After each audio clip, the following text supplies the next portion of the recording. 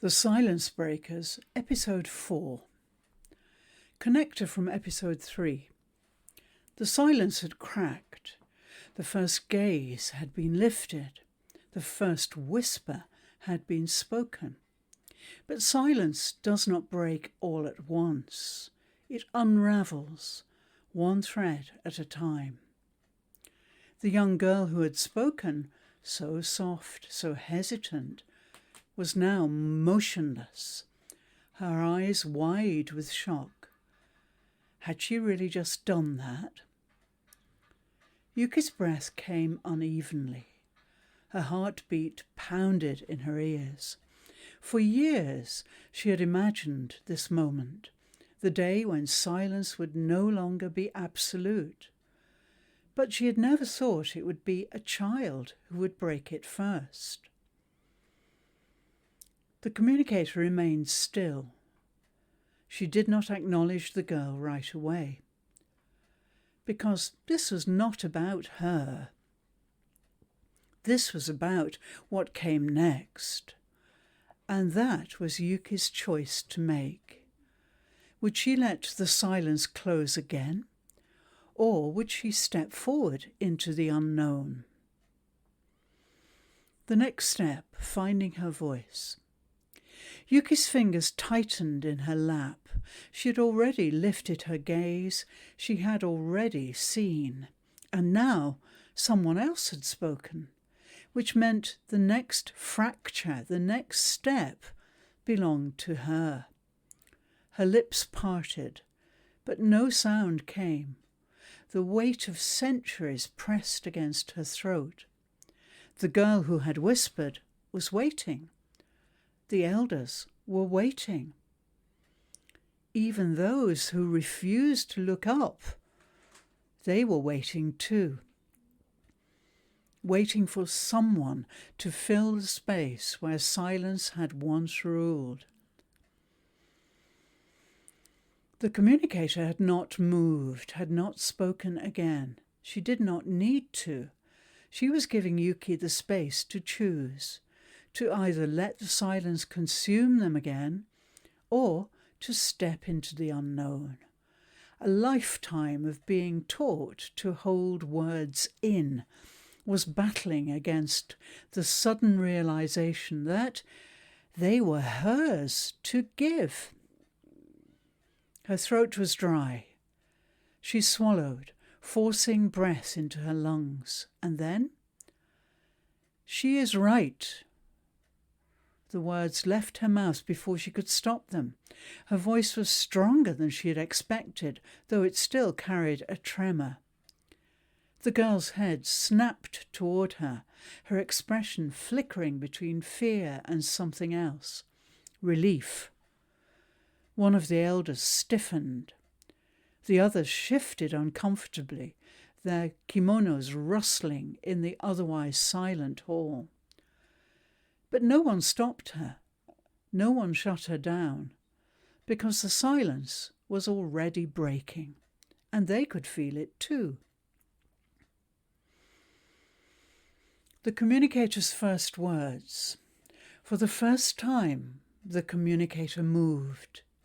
She took another step forward, not toward the elders, not toward the girl, toward Yuki. Her presence was steady, unshaken. She studied Yuki, and then she spoke. "You have something." Yuki's throat went dry. The words were not a question. They were a knowing. Yuki had guarded the human papers for so long, she had almost forgotten they were not hers to keep. Her fingers twitched. She had never spoken about them aloud. She had barely dared to think of them. But the communicator already knew. Because the moment you step forward, the moment you break the silence, the things you have hidden begin to call to you. Yuki's hands curled into fists. Had the communicator always known? Had she been waiting for this moment? Or had Yuki's own voice, her own willingness to break free, been what finally made them matter? She felt their weight, buried beneath the wooden floorboards of her home. She'd read them so many times. She had memorized their ink-stained pages. She had kept them safe when no one else would. But now, show me. The words were not a command, they were a challenge. The communicator's voice was calm, certain, but it carried an unmistakable edge.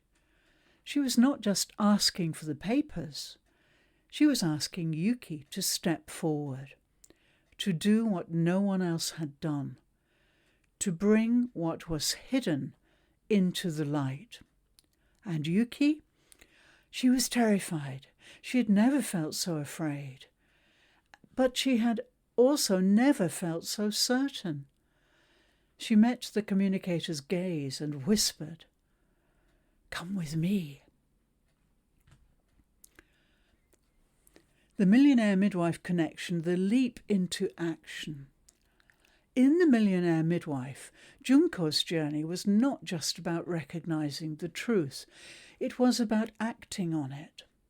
The moment she saw the new possibility was not when she transformed. The moment she trusted herself enough to act was. She did not just observe the world shifting. She became part of the shift. And that is exactly what Yuki must do now. The truth must be unearthed. The voice must be used. The path must be walked.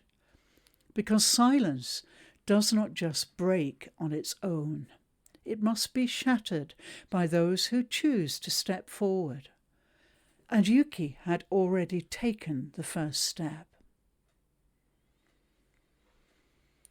In episode 5, Yuki turned towards the door. She had never invited anyone to follow her home before. She had never spoken of the human papers to another living soul, but the communicator's presence was steady beside her.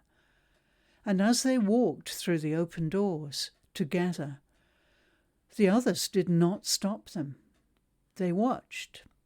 They listened, and for the first time, they wondered. Episode 5, Unearthing the Truth. It's coming soon, so stay tuned.